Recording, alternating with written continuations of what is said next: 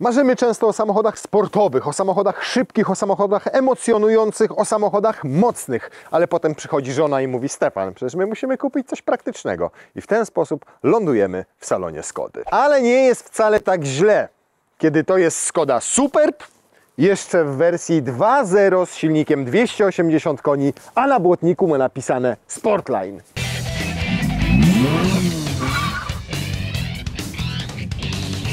O! Proszę, to jest dowód na to, że Skoda również może budzić emocje. Dzień dobry, cześć Piotruś. Powiedz nam, co dzisiaj przywiozłeś tutaj na plan zdjęciowy, karoseria używane? Karoseria mówicie? Tak, tak. Nie rozumiem. Mamy dzisiaj Skodę Super B. Albo Super B. Super B. No to już możecie zaczynać swoje komentarze, kochani. Tak jest. No tak jak Turan, Taurek i tak inne. To nie Skodę, tylko Skody E. Skody E. Tak. Dwulitrowe TSI. 280 koni w DSG i w 4 napędach. I uczciwie muszę powiedzieć, że jak tutaj zajechałeś nią dzisiaj, to mówię: wow, to jest samochód, który ma 8 lat, bo została zaprezentowana na targach w Genewie w marcu 2015 roku. I do dzisiaj wygląda moim zdaniem naprawdę dobrze, a to jest zasługa dwóch rzeczy moim zdaniem. Po pierwsze tego, że samochód w ramach liftingu, który był w 2019 roku, niewiele się zmienił. Troszkę zderzak i troszkę zmieniono i zwężono reflektory z przodu, z tyłu tam delikatnie je zmodyfikowano. Do dzisiaj nie pokazano w pełnej krasie następcy, więc ten wygląda ciągle naprawdę dobrze. Z rzeczy technicznych, bo Ty uwielbiasz tego słuchać, to platforma MQB, czyli dokładnie ta sama, na której zbudowano Passata B8, natomiast ta platforma została wydłużona nieco, bo mamy 7 cm większy rozstaw osi i 7 cm dłuższe jest auto i 3 cm szersze i trochę niższe niż Passat. Nie wiem dlaczego. Każdy rozmiar jest większy, dlatego szerszy, ale w tej wersji może niższe, bo jest o 15 mm niższe w wersji Sportline. ze względu na zawieszenie. Zawieszenie, które jest, nieco bardziej które jest sportową w tym konkretnie modelu. charakterystykę. Tak. Natomiast mówiono o tym, że Skoda Superb to jest taki trochę większy Passat i dokładnie wymiary by na to wskazywały wszystkie. Rozstaw osi, długość, szerokość, jedynie nie wysokość. W wersji Sportline mieliśmy nie tylko obniżone to zawieszenie, ale mieliśmy sporo czarnych elementów, takich jak czarne lusterka, czarne obramowania wokół szyb, czarny ten grill tutaj troszkę zmodyfikowany względem wersji seryjnej. Tak jak mówiłem, po liftingu zwężono reflektory, zmieniono dół przede wszystkim tego zderzaka, on miał troszkę inne kształty. To jest 280-konna wersja. Po liftingu zmienili ją na 272 konie. Zmienili też skrzynię DSG, bo tutaj mamy DSG 6-biegowe, mokre. Po liftingu zrobili 7-biegowe, też mokre. Samochód ma ile? 138 tysięcy przebiegu? 138 Dobrze tysięcy pamiętam, przebiegu. swoje już przejechał, można powiedzieć. To teraz Piotruś tak, 280 koni, auto jest dosyć szybkie, bo jak w danych wyczytałem 5,6 do setki, 400 Nm, skrzynia 6-biegowa, dwusprzęgłowa. Co tutaj może nas zaskoczyć, jak kupujemy auto po takim przebiegu? Przede wszystkim, co może nas zaskoczyć, producent nie podaje tutaj wymiany rozrządu. Ja na tego rozrządu bym po takim większym przebiegu zajrzał. To jest łańcuch, tak? Tak. A to wszystko skutkuje tym oczywiście interwałem olejowym. No oleje wymieniamy tutaj co 30 tysięcy lub 2 lata. Ja bym to skrócił na 15 tysięcy, nawet co 10. No i wiadomo, jeżeli to było, wiesz, wymieniane co 30 tysięcy, no to przy takim przebiegu warto tego łańcucha zajrzeć. No ja bym tu jednak zajrzał. Zwłaszcza, że ta konstrukcja silnika jest troszeczkę zmieniona, ulepszona według producenta, bo poprzednia generacja tego silnika miała dosyć dużo wad. No przede wszystkim brała olej. Tak? Przede Na wszystkim każde brała 1000 km pół litra dolewki. I o tym głośno też jest, można sobie o tym poczytać w internecie. Przede wszystkim przez pierścienie, tak? Tam się zapiekały pierścienie olejowe, pobierały dosyć dużo oleju. Były też problemy z rozrządem, bo potrafiły tutaj napinacze strzelić i te rozrządy strzelały. Tu niby jest poprawione, no u mnie jakoś jeszcze na chwilę obecną na warsztacie nie zdarzyło, żebyśmy mieli coś takiego przypadku.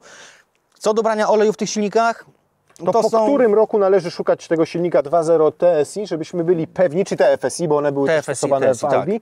To pytanie, po którym roczniku szukać, żebyśmy mieli pewność, że to już jest lepsza ta generacja silnika. Jakie on ma powinien... 13 roczniku. Po 13 roku. Po 2013 roku. Wtedy już jest zmieniona ta konstrukcja tego konkretnego modelu. Natomiast to nie jest taki silnik, że on nie jest w ogóle usterkowy. Osprzęt potrafi nam tutaj troszeczkę dać do wiwatu. Mamy tutaj pompę wody. Mamy pompę wody, która tutaj nie jest napędzana przez rozrząd poniekąd, tylko jest tutaj z boku pod kolektorem ssącym. To jest taki plastikowy korpus, ona jest napędzana przez wałek wyrównawczy w silniku i potrafi ciec. No, przy takich przebiegach, tutaj był, wiem, że wymieniany w tym modelu, była ta pompa wymieniana. Też są dwa rodzaje, pompa jest zwykła, plastikowa, ale też jest ze zmienną geometrią, taką, z takim czujnikiem, zaworem, kosztuje parę złotych i to potrafi No właśnie ciec. ile? Takie pompy zaczynają, zwykła pompa zaczyna się od 1200-1500 zł, zależy jakiego producenta wymienimy, w górę, tak? A sama wymiana czasochłonna i droga? Sama wymiana to jest około 3 do 4 godzin. Trzeba, zależy jak kto do tego podchodzi. Producent przewiduje zdjęcie kolektora ssącego, żeby się do niej dostać. Czyli No, szybko jest, liczę, że wymiana takiej pompy razem z robocizną 2,5 tysiąca złotych. Myślę, że tak można za to Okej. I oscylować. kupując takie auto z przebiegiem, gdzie ktoś nie wymienił tej pompy, warto doliczyć tak naprawdę do kosztu zakupu No, to sprawdzić przede akurat. wszystkim, zrzucić osłonę podsilnikową, zobaczyć, bo jeżeli ona będzie pociekana, na pewno będzie widać już objawy, bo będzie po prostu ten płyn ciekł po bloku silnika, a płyn jak wysycha, płyn chłodzący, robi się takie fajne gluty różowe, więc widać. Coś innego Płyną poza się też powody? tutaj, tak zwane to są zawory elektromagnetyczne przełączające fazę rozrządu.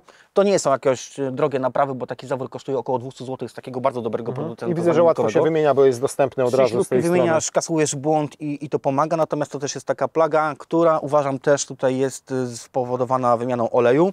Tam jest taki zaworek, strony. W sensie zbyt rzadką wymianą. zbyt rzadką wymianą, tam jest taki zaworek, który się po prostu według mnie przez użyty olej przycina i ten zaworek nie chodzi płynnie. Skrzynia DSG, bo o nich też różnie mówiono. Mówiono, że po 100 tysiącach potrafią się rozlecieć, że to nie jest tak, że ta skrzynia jest całkowicie bezawaryjna. Tu jeszcze mieliśmy 6. Tu jest 6, Jak to tak. jest z tymi skrzyniami? Skrzynie to są różne zdania, różne opinie. Według mnie i tego, co ja mam doświadczenie z tą skrzynią DSG, te skrzynie się nie psują. Pierwsze okresy produkcji tej skrzyni, kiedy w ogóle weszła skrzynia DSG do produkcji, Golf 5, to pewnie tak. o tym wiesz, no wiadomo, one się psuły. To najczęściej psuła się sama mechatronika w tych skrzyniach, one się bardzo krzaczyły. Ludzie też zapominali o wymianach oleju w skrzyni co 60 tysięcy i one się potrafiły psuć. Na chwilę obecną te skrzynie się naprawdę coraz rzadziej A psują. wymienia się olej? Wymienia się olej co 60 tysięcy. Dobrze. Jak najbardziej. Olej z filtrem. Tutaj mamy oczywiście też napęd na 4 koła, 4x4, tylko Haldex realizowany Haldex. przez sprzęgło. 50% na 50 to jest maks, co możemy uzyskać. Jak jedziemy spokojnie, to jest przednionapędowe auto. Czy w Haldexie Wymieniamy coś olej, robić? wymieniamy olej. Ja bym go tutaj wymieniał co 30 tysięcy. Co 30 aż? Co 30 tysięcy. Łatwo dostępny jest. Łatwo dostępny, Korek nie jest spustowy drogi. i Tam wlew? około litra niecałego, chyba tam 0,7 wchodzi na wymianę. Warto tam zajrzeć i olej wymienić, zrobić adaptację i powinno pomóc. Nie? Ale to oczywiście nie jedyny silnik w Superbie. Będziemy w trakcie drogi rozmawiali sobie o innych silnikach. Tam też powiemy o wadach i o zaletach, więc zostańcie z nami, bo nie każdy chce 280 koni. Tutaj były nawet diesle 1.6 był pakowany. Tutaj taki bardzo ekonomiczny, najmniejszy. 120 koni. Najmniejszy. A poza tym 2.0 w kilku odmianach mocy. O tym pogadamy później. A teraz ja się pomądrzę, bo pokażę bagażnik. Zobacz, co tutaj się odpierdziela. To wyjmę, żebyśmy mieli lepszy pogląd na sytuację. Jest to jeden z absolutnie największych bagażników, jakie kiedykolwiek w samochodzie osobowym, nie SUV-ie, były. 660 litrów, 10 litrów więcej niż w Passacie. To efekt tych dodatkowych 7 cm, dodatkowe efekty tych 10 cm długości nadwozia, czy tam 7 cm dłuższego nadwozia. Zobaczymy na tylnej kanapie, a teraz bagażnik. Fajne jest to, że oparcia foteli na sprężynach, więc pociągamy tylko i od razu nam się składa to oparcie. Mamy tam rękaw na narty. Gniazdo zapalniczki 12 V, tylko pewnie tam koło 180-200 W urządzenie można podłączyć jakieś. Tutaj schoweczek na apteczkę, ale jak widać tutaj można włożyć również orzechy i to nie czeskie, a włoskie. Mamy zestaw naprawczy, czyli tutaj nie mamy koła zapasowego, ale były też wersje z kołem zapasowym, gdzie normalnie ta podłoga była... O kurna, to ktoś tu jest zapobiegliwy bardzo, oprócz zestawu naprawczego, wozi jeszcze koło zapasowe. I popatrz, i to jest niesamowite. Ja nie wiem, dzisiaj mam wrażenie, że coraz rzadziej się to spotyka w samochodach. Po pierwsze, ma napęd na 4 koła, więc tutaj z tyłu też jest on realizowany. Po drugie, ma miejsce na koło zapasowe. I po trzecie, nadal masz 660 litrów bagażnika i to wygląda na prawdziwe 660 litrów. To jest coś niesamowitego. Tutaj walizki wejdą tak. No to jest nie... Poczekaj. Poczekaj. Jeszcze urus się zmieści. No. Wieziecie 2 walizki wielkie i jeszcze wieziecie psa. Zejdź z tego lakieru, bo tutaj właściciel... Hop! Jak powkładasz je w ten sposób, to masz tutaj jeszcze trzecią i masz tutaj czwartą. Cztery wielkie walizki na każdego pasażera, jedna taka walizka, to możesz sobie na miesięczny urlop jechać do Chorwacji latem Spokojnie. i zabierasz się w ogóle z takimi gratami. Szok. Spokojnie. No, a weź- Mało tego, że jedziesz, masz bagaże, to jeszcze jak wejdziemy do środka i siądziesz z tyłu, to zobaczysz, że tam jest miejsce. No idę tam teraz. No to chodź. Mam tu bardzo wygodnie, dużo mam miejsca i powiem Ci, że mam tutaj sporo więcej miejsca niż zawsze sobie ustawiam. No bo Ty sobie ustawiłeś tak na mega ultra komfortowo i ja nadal mam tutaj dużo miejsca, ale widzę, że przed chwilą siedziałeś za kierownicą i jechałeś, bo wyjeżdżałeś i za Tobą jak za kierownicą byś siedział, to bym miał więcej miejsca w tym momencie. Zobacz, ile tu jest nadal przestrzeni na kolana. Jedyne, na co mogę narzekać, to na przestrzeń nad głową. Znowu się przesiądę, żebyś widzowie nasi zobaczyli to. O, bo tutaj mamy szklany dach i nieco mi jednak ogranicza, natomiast tak, wysokie oparcie, fajne, wygodne, dobrze wyprofilowane, chociaż się nie reguluje, to jest odpowiednio pochylone. Długie to siedzisko w wersji Sportline, bo jeszcze tutaj dodatkowo wystaje, więc naprawdę mam dobrze podparte te podudzia. Uda, czytam jak to się nazywa. Mam też wrażenie, że jakby tutaj trzecia osoba usiadła, to trzecie miejsce jest dosyć szerokie. Auto jest 3 cm szersze niż Passat i tutaj na tym elemencie może być to widać, ponieważ jak tutaj oczywiście nie mojej postury, ale trzecia osoba skromniejsza, mniej postawna by usiadła, to jeszcze na krótkim dystansie, może nie w długiej drodze, ale dałaby radę wytrzymać bez problemu. Jestem w szoku, jak samochód też po 137 tysiącach ma dobrze zachowaną tapicerkę. Tutaj jest ta skóra łączona z alkantarą i ta alkantara nie jest powydzierana. Nie wiem, czy właściciel ma dzieci, czy nie ma dzieci, natomiast wygląda to naprawdę fajnie, nie jest popękane, nie jest pomarszczone. Nawiewy są tylko tu centralne, nie ma ich w słupkach, ale tutaj pod klapeczką już znajdziemy gniazdo USB-C, gniazdo zapalniczki, ale też gniazdo 230 V, 150 W, czyli można sobie podłączyć jakieś urządzenie o mniejszym I nie zapominaj o tym, że poborze mamy mocy. jeszcze roletkę z tyłu. Jaką roletkę z tyłu? No, czyli na drzwiach. Do drzwi to ja już widzisz? przechodzę, kochanieńki, ponieważ na drzwiach mamy takie plastikowe wstawki udające karbon, ale jest już kawałek jakiegoś podświetlenia ambientowego. Tutaj mamy znowu alkantarkę, też fajną, przyjemną w dotyku, mięciutką. To jest miękki materiał, no i oczywiście jest tutaj również roletka. I oczywiście Simply Clever, czyli parasolka. Ten środek tutaj moim zdaniem też się całkiem nieźle zestarzał. Owszem, nie ma tu żadnych fajerwerków, nie jest to zbyt wyrafinowana stylistyka, ale wygląda to nadal estetycznie ładnie i też nie widać po tym śladów zużycia nadmiernego. To trzeba głośno i otwarcie powiedzieć. Żadne przyciski nie są powycierane. Nawet tam zwróciłem uwagę od otwierania szyb, od regulacji lusterek. Fotel kierowcy jest w zasadzie jak nowy. Nic nie jest popękane, nic nie jest powycierane. Tutaj wiesz, ani ta alkantara nie jest poprzecierana. Znaczy to jest oczywiście efekt też tego, że ktoś o to dbał należycie. Natomiast to, co mi się podoba, no to, że pozostało tutaj dużo klawiszy, dużo pokręteł i dzięki temu wszystko jest czytelne i proste w obsłudze. Nie musisz wchodzić w ekran, jak jest w nowych Skodach i Volkswagenach. Znaczy, po lifcie to zmienili, bo po lifcie jest inne radio, masz już bardziej te dotykowe, też wtedy obsługujesz grzane fotele, kierownicę, którą masz, no to wtedy już z tego... Z ekranu, tak? Z ekranu ale ten panel klimatyzacji? Ale panel klimatyzacji został, to on jest troszeczkę tam zmieniony, nie? Okay. Na pewno jest zmiana w zegarach, możesz mieć analogowe i możesz mieć cyfrowe. Także tutaj zmian jakichś dużych we wnętrzu. No akurat te zegary Skody nigdy mi się nie podobały. Były, mówiąc krótko, tanie, tak jak sama marka. Natomiast fajnie, że już w tym Superbie ta kura nie jest ta taka zielona, tak. tylko jest już taka no, estetyczniejsza, tak to powiedzmy. Ale czuć, że to zawieszenie jest sztywniejsze. Jest taka, nie? Przez to, że jest obniżone, no to ono to nie to, żeby było jakoś bardzo mało komfortowe, ale czujemy, po czym jedziemy. Nie jest tak, że ona tutaj przepływa i świetnie wybiera każdą nierówność. Ale nic nie puka, nic nie stuka. Mimo że ma te 140 000 prawie przebiegu, to nie słychać tu jakiegoś takiego dźwięku. Nie. Natomiast naprawdę, ty tutaj tak siedziałeś, w tym se ustawiłeś, kurna, na komfortową pozycję. Już, to dla mnie to już jest dużo miejsca tutaj. Znaczy, ja tak bardziej ustawiłem po to, że jakbyśmy mieli gdzieś... Ty mogłeś tutaj nogę na nogę założyć. Ja nogi miałem wyprostowane i tak do drzemki. To powiedz mi tak, inne silniki. Zaczynaliśmy od 1.4 TSI, taki był tutaj silnik montowany. Ten silnik nie miał najlepszej opinii. Wiesz co, nie miał najlepszej opinii. Tutaj bardzo dużo ludzi myli ten silnik 1.4 z tą poprzednią generacją. Tutaj ten silnik 1.4, który był montowany w tym modelu samochodu, w ogóle po 14 czy tam 15 roku, to już jest silnik zmieniony na pasek. To nie jest silnik na łańcuchu. Dużo ludzi tutaj myli ten silnik z tym wcześniejszą generacją wersją TSI, które się faktycznie mocno psuły. Tam rozrządy się rozciągały na łańcuchu. Były też problemy z tymi wersjami 160-konnymi, których tam no, brały olej, tam był turbina kompresor. Psuło się ta na potęgę, ale to nie będziemy o tym gadać, bo to nie było tego silnika w tym modelu. Tutaj było 1.4 na pasku i to już nie jest tak awaryjny silnik, jak był ten poprzedni. Mamy tutaj też 1.5, też jest na pasku. Trochę nowsza konstrukcja, bardziej skomplikowany. Tutaj mogę tylko jedną rzecz powiedzieć, że nie każdy warsztat chce robić tutaj w tych samochodach rozrząd, dlatego że jest 1.5? w 1.5, dlatego że jest bardzo specjalistyczny sprzęt potrzebny. Aha. Tak, można mechanicznie jako blokady kupić do tego silnika, natomiast trzeba komputerem, taka nakładka serwisowa jest, która kosztuje prawie 20 000 złotych. Taka nakładka jest i takie zegary się zakłada na pasek, trzeba ustawić napięcie paska. No jest skomplikowane i no dobrze, to jak mamy do wyboru, no to w Skodzie to kosztuje robocizna około 2500 złotych za samą wymianę rozrządu. czyli tańszy w eksploatacji będzie 1.4. Tak, bo w tym 1.4 nie potrzeba takiej Bo skomplikowanej one miały wymiany. podobną moc.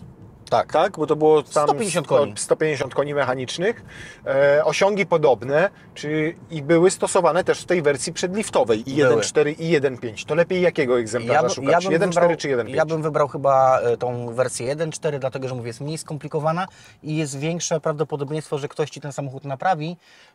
Nie będziesz miał tych kosztów serwisowych z wymianą rozrządu. Wiadomo, w ogóle, bo jeszcze o tej rzeczy nie powiedziałem, serwis w ogóle w tych silnikach 1.4, 1.5 nie przewiduje wymiany rozrządu. On mówi tylko o tym, żeby po przebiegu 200 000, tam 210 bodajże, skontrolować pasek zębaty. Napięcie. Nie mówi o wymianie, tylko mówi o skontrolowaniu. Także wiadomo, we wcześniejszych wersjach, kiedy wymienialiśmy w normalnych samochodach, które mają napęd rozrządu realizowany paskiem, jest wymiana paska rozrządu co przebieg, bądź co 6 lat. No, ryzykowałbyś przy 7-8-letnim aucie nie wymieniać tego paska? No wymienić. No teraz masz do wyboru. Albo masz 1.5, w którym wymiana, wiadomo, że to robisz raz na 6 lat, kosztuje parę złotych, niż wymiana w 1.4, którą zrobi Ci praktycznie każdy warsztat samochodowy, tak? W ogóle to jest niesamowite, że to jest ostatni Super, to jest trzecia generacja Superba i dopiero w nim zrezygnowano z 6-cylindrowych silników, bo w poprzednim była jednostka, w pierwszym była jednostka V6 TDI, Tak. to chyba 2,5 litra, 2,5. a w drugiej generacji w ogóle był silnik 3,6 litra. 3,6. To już naprawdę wolno ssąca V6, która była też w Passacie CC i to już dobrze tam ciągnęło. No, nie? jeździło to dosyć fajnie. Brzmiało przede wszystkim. Brzmiało, no wiesz, odpaliłeś, to miałeś V6. Ale teraz w tej trzeciej generacji to już tylko 4-cylindrówki i alternatywą dla wersji 1.4 i 1.5 TSI dla 2.0 TSI był taki motor 1.8 TSI, 160 koni. On był bardzo krótko w ogóle w gamie Audi i Volkswagena oferowany. Z czego to wynikało? On był awaryjny? Wiesz, wydaje mi się, że chyba tu po prostu nie wpadł w ten przedział silnikowy. Tak mnie się wydaje, bo co do tej awaryjności tego silnika, to on jest tak, budowa tego motoru jest identyczna jak 2.0, więc on tylko różnił się mocą, tak? Mniej troszeczkę sprzętu miał, no ale wiesz, jak masz 1.5, który ma 150 koni i potem masz 2 litry, które ma 220, więc ten silnik taki jest ten 160 koni, tak Nie w oko. chyba przez to go wycofali, tak mnie Okej. się wydaje. A z praktyki, no 1.8 w wcześniejszych generacjach było montowane, no to ten problem, o którym wcześniej rozmawiałem, czyli te rozrządy, wcinanie oleju, no został poprawiony. Myślę, że to też był taki... Okej, czyli postanowiono ograniczyć koszty produkcji, Tak bo mi się skoro moc wydaje, jest no. podobna, to zrezygnowano z tego 1.8. Po co kolejny, nie? A w wersji poliftowej ten 2.0 występował w dwóch odmianach mocy, czyli 272 czy tam potem 280 koni Tak. i taką wersję miał 190 koni. To 120 prosimy, Panie Piotrze. I tu sobie zresetujemy. Na tej bocznej mieliśmy 7,3 do końca. O, i sprawdzamy przy 120 km na godzinę, czy jednak 280 koni, czy jednak diesel. Lubisz charakterystykę pracy tego samochodu? Wiesz co, tutaj jest, nie słychać tego 280 koni. Ten wydech też tak nie pracuje jak sportowo, czyli takiej, nie mamy takiej tutaj nutki tej sportowej, którą mamy tutaj niby napisane Sportline. On wygląda sportowo, natomiast ten dźwięk silnika nie jest taki jakby mógł być oferowany w wersji Sport, prawda? Mógłby te klapy troszeczkę nam ten wydech bardziej nam dawać. W ogóle nie czuję ani grama emocji sportu w tym samochodzie, jeżeli Nie. mam być szczery. Równie dobrze tutaj mogłoby być 1.4 TSI. Super nigdy nie był takim samochodem, gdzie chciałeś gnieść, przyspieszać i tak dalej. Ta wersja 3.6, tak samo jak w Passacie 3.6, tę przewagę jaką miała, no to ten silnik V6, który inaczej brzmiał. Tutaj Ja nie wiem, szczerze mówiąc, czy jest sens wydawać pieniądze na 280 koni w benzynie. Jak kupuję takie rodzinne auto z dużym tym bagażnikiem, z taką ilością miejsca na tylnej kanapie, to raczej wolałbym chyba oszczędzać paliwo, niż wydawać hajs na osiągi. Tak rozsądek zdrowy mi tak podpowiada. Tak, no bo w tym momencie, kiedy masz diesla, na pewno to spalanie jest dużo mniejsze, tak? No. No to tak jak mówiliśmy, co się w nich psuje, to sobie możecie obejrzeć w innym odcinku z Passatem. To jest druga rzecz. No tutaj, tak jak wspomnieliśmy, nie ma tej emocji, że to auto naprawdę ma ten charakter sportowy. Tak jak wybierając, tak jak przykładowo ja mam Audi S3, ja czuję między zwykłą wersją 2.0 benzyna a S3, że jedziesz Że jest różnica. usportowionym samochodem. Mimo że mamy te fotele kubełkowe, tu troszeczkę się coś więcej dzieje niż w wersji tam tej Style czy jakiejś innej, ale nie czujesz tego, że on ma te 280 koni, Nie, prawda? no tu, bo wiesz, boczki mi trzyma i ma zintegrowany zagłówek. To jest wszystko sportowego, co ma ten samochód w sobie. No Tak. i to zawieszenie, które jest rzeczywiście sztywniejsze. Niemniej no spalanie około 9,5 litra przy 120-130 na godzinę. Wysokie według mnie. Sporo. O, zobacz, on ma, widzisz, dwie końcówki podwójne. To wersja 3.6 właśnie. Bo one tak miały. No chyba, że sobie pan zrobił tuning wydechła, ma 2.0 TDI pod maską. 9,3 litra z takiej jazdy z prędkością 120 na godzinę. Nie pamiętam, ile spalił nam Passat przy podobnej prędkości, ale obstawiałbym wartość 2,5-3 litra mniejszą.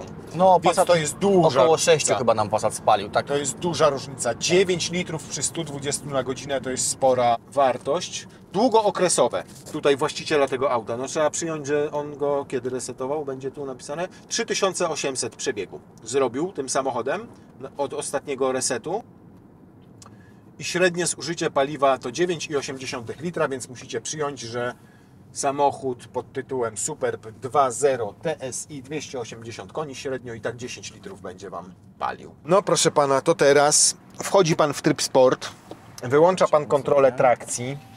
Ile ma katalogowo? 5,4, Wydaje tak? mi się, że 5.3, wiesz, jak 5.3. sprawdzałem. 5.3 katalogowo. Gotowy? Jata. O kurna! Nawet program Launch Control ma! Jaka ona... O, ja pitole! Ładnie się zebrała, co? Ale zrobił jej jakiś gościpa czy coś? Nic mi o tym nie wiadomo. Ile ma? 3 kolesi na pokładzie 5,65, ale jak ona wyrwała, jak ona sprawnie zmienia biegi. Normalnie na 4000 go wkręca przy Launch Control. 5,74 teraz. Świetne wyniki. Rewelacyjne. I w ogóle jeszcze przez chwilę ona jak startuje, zanim ten napęd Haldexem przeniesie na tył, to jest delikatnie uślizg z tej przedniej Czułeś osi, to? bo to czuć. Czułeś, nie? Jak moim zdaniem będzie lato i będzie rozgrzana guma, opona to jeszcze zrobi lepszy o 1/10 wynik. No, Sprawdziłem sobie ceny rocznika 2016-2017 tej wersji przedliftowej. Przebiegi tak między 80 a 150 tysięcy kilometrów. Najtańsze egzemplarze około 90 tysięcy złotych. Jak chcesz mieć pewne auto od pewnego właściciela, a nawet z programu używanych, czyli wiadomo, że jest sprawdzone, że jeszcze może mieć gwarancję i tak dalej, to trzeba zapłacić około 120 tysięcy złotych. Więc taki rozstrzał pomiędzy 90 a 120-130 były najdroższe. Wiele ich nie ma w porównaniu z tym, ile jest na przykład tych benzyn 1.4 i 1.5 albo diesli. No natomiast jest to pewnego rodzaju rarytas taki samochód, tak? 2.0 280 koni, musi mieć swojego fana, takiego, który nie boi się zużycia paliwa na poziomie 10 litrów, a liczy się do niego możliwość szybkiego przewiezienia całej rodziny, nie wiem, do Chorwacji. bagaży, psa i dokładnie. tak dalej. Bagaży razem z psem. Bagaże razem z psem. Tak. Więc pytanie, dużo to czy mało? No, według mnie, jak na samochód używany z tego rocznika, czyli 6-letnie, to trochę dużo, nie? I Skodę. Z jednej strony trochę dużo, ale z drugiej jak pomyślisz o Superbie sobie w takich kategoriach. Największy bagażnik, najbardziej przestronna tylna kanapa, jednak prawie 300 koni i co pokazaliśmy? 5,6 sekundy do setki. To nawet jak go zapakujesz bagażami, żona usiądzie tutaj, dwoje bachorów z tyłu, to i tak robisz setkę w 6 sekund, albo poniżej 6 sekund. Biorąc pod uwagę wyposażenie, jakie one mają, te Sportline'y już, no niczego więcej tutaj nie potrzebujesz. Masz już nawigację, masz już centrum multimedialne, masz klimatyzację, masz grzanie dupska. Są jakieś systemy wsparcia kierowcy tutaj? Są, bo widzę, ma tutaj ten znaczek, więc nawet pewnie ma front assista, czyli ma pewnie też aktywny tempomat. No to powiem Ci, nie wiem, czy to dużo. Czy ja inaczej zapytam, czy 130 000 kilometrów to jest dużo dla tego samochodu? Myślę, że nie. Drugie tyle przejedzie spokojnie? Jeżeli będzie ten olej wymieniany co 15, co 10 tysięcy, to jak najbardziej przejedzie. Jeżeli będziemy dbać o ten samochód, tak jak ten egzemplarz, jak widzisz, jak on wygląda, jest zadbany, to myślę, że spokojnie drugie tyle No przejedzie. to odpowiedz mi inaczej, co nowego dzisiaj kupisz za 110 czy za Ale 20, no bo to 120 wiesz, tysięcy ja, pieniądz, no. ja bardziej porównywałem jako auto używane, no 120 tysięcy to jest, Pół Skody duże, Super. nie? Kupisz pół Skody Super obecnie. Przypomnij sobie, ile kosztował Passat, którego żeśmy testowali, który nie miał 6 lat, a miał 3. A ile on był? Bo ja nie pamiętam. No, był około 120 tysięcy złotych chyba tam, tak? Czyli Czy podobnie. 130, tak? Czy chcesz mi powiedzieć, że Skody Super lepiej trzymają wartość rezydualną jak, niż jak widzisz, 6-letnia Skoda z tym silnikiem, w tym wyposażeniu, no tyle to co Passat? Tak. 3-letni Passat w dyszlu, nie? Okej. Mocne 8 według mnie i